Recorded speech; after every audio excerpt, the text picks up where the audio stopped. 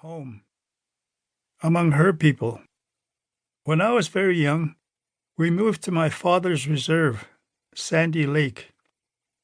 This was the land that the great chief Atakakop chose when he and other Indian chiefs were forced to move our people onto reserves. Atakakop was my great-great-uncle.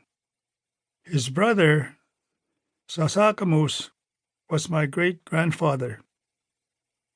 Some of my earliest memories are of hearing the stories about Atakakop and the choices he made for our people, about his understanding of the challenges the white world brought us, about his wisdom in picking a safe course when the waters moved against us. I heard tales of Atakakop's foresight and his innocent miscalculations, the way the white men would break his trust, the way they would force their ideas of land ownership and property on him and his people, about how, despite Atakakop's remarkable leadership, our people would suffer. Those early stories about Atakakop would convince me that the white world was not made for the Cree people, and despite every effort our great chief made to embrace it, that world would not embrace him, or us, his family, his kin, his people.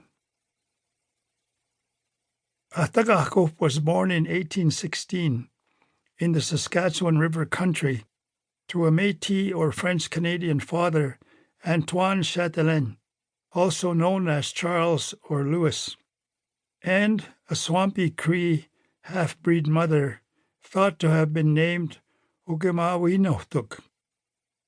He had 4 brothers, Mososkapo, Ahenakew, Napeskis, and my great-grandfather, Sasakamoose. Atakakop can be translated into English as star blanket.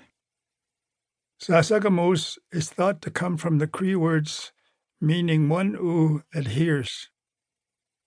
Atakakop's roots, my roots, in this country are deep. We Nehiawak, the Plains Cree people, have lived in the woods and meadows of what is now known as the province of Saskatchewan for hundreds of years, hunting buffalo, moose, deer, and elk, fishing in the lakes and rivers of this fertile land. We roamed the hills and grasslands freely, settling in winter hunting grounds and moving to follow the buffalo when the snows melted, traveling in all directions to meet and trade, sometimes riding south into Montana and North Dakota to raid horses from the Blackfoot Bear. When the fur traders arrived, we trapped and traded with the Moniawak, the white men, from the Hudson's Bay Company. When the permanent trading post, Fort Carleton, was built, Atakakop and his men were among its chief suppliers of fur and pemmican. But with the arrival of the Moniau settlers, and then the Métis from the Red River Valley, things began to change for my people. The white man hunted the buffalo for sport and trophies, wiping out huge numbers of the beasts that were our medicine. Food became scarce for those who depended heavily on the buffalo. Many of us starved. Traders brought in enormous quantities of alcohol to blur our judgment during trade. Smallpox and other diseases arrived with the traders and settlers, killing us by the thousands. First, the Hudson's Bay Company, then the Canadian government, and the settlers claimed the land, sometimes protecting with force what they had seized. In just a few generations, our world had changed.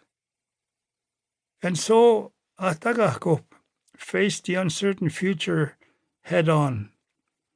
The Moniau government had signed treaties with bands in the south and east, Treaties 4 and 5. The treaties promised specific areas where our people could live without fear.